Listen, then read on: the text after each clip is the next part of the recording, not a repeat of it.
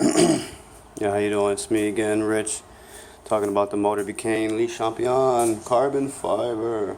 Ooh, cheapest Di2 on the market, which is actually better equipped than the more expensive ones. Yeah, I mean, I've ridden it. I'm charging it right now. This is the first time I'm charging it. I got 720 miles on an odometer, so I got about 700 miles before the front derailleur stopped and wouldn't let me shift. I thought something was wrong with the bike, but I'm like, oh man, it's battery. But yeah, I mean, 720 miles, I'll be at a bike shop tuning my whole bike, probably spending $100, but I'm just plugging it into the wall, charging it up. I did drop it on my own, locking up in San Francisco, just being complacent. Probably bent the derailleur hanger slightly, but I had a bike shop kind of readjust it where it's going to be okay. I did find two of them online. I bought two of them, because they do break, and nice to have those on hand.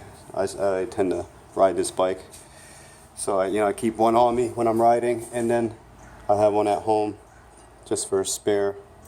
Yeah, the tires are great. These are great tires. Some of the best tires I've had on a bike, and I've gone through quite a few different brands, Continental, and Gators, and all these other brands.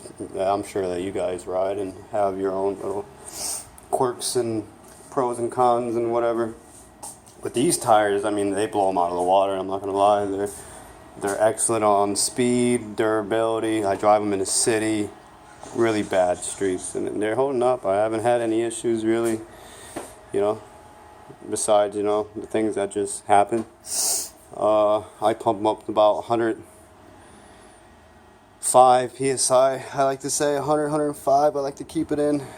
Other than that, the bike's holding up structurally really well. It feels very stiff. Almost too stiff, like it needs a little suspension or something in the urban streets. But I mean, you get this thing on a smooth road, and you put her in the high gears, and this thing can crank about 25, 28 on the flats. I'm able to get before I'm getting disturbed by traffic. It's not very fast though. I noticed my last bike was faster.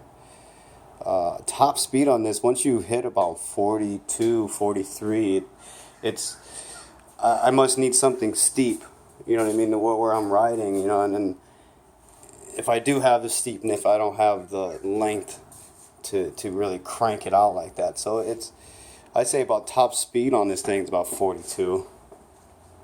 I mean, if you had something nice to go down that gave you some distance, you could probably push it up to the 50s, but yeah. Or you could just change some gear setup. I'm sure you can easily get a cassette or something that can fit the top end speeds. But other than that, the only issue that I did have is the rim. I got to bring it back. It's just a slight rattling noise, should I say. It's a little piece in there that's sliding back and forth. It kind of sounds like when this part hits. I can't really hear it over the camera, but yeah, it's similar to that. But they have their own warranty with the Maverick, so I'm just gonna go through a place that deals with Maverick rims, and then they're gonna exchange them. I got 2 years, so I'm not worried about it. They're very friendly. Like I said, the online service that I bought it from, the bikesdirect, excellent customer service. Bike showed up beautifully, beautiful box. I just added the brake and the pedals. I took all the lights off. I don't really ride at night anymore. I'm usually home right before the sun goes down, so I'm good.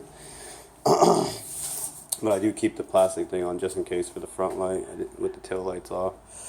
Yeah, all in all, 720 miles. I mean, she's a nice bike for the price. I mean, $1,900 delivered to your door.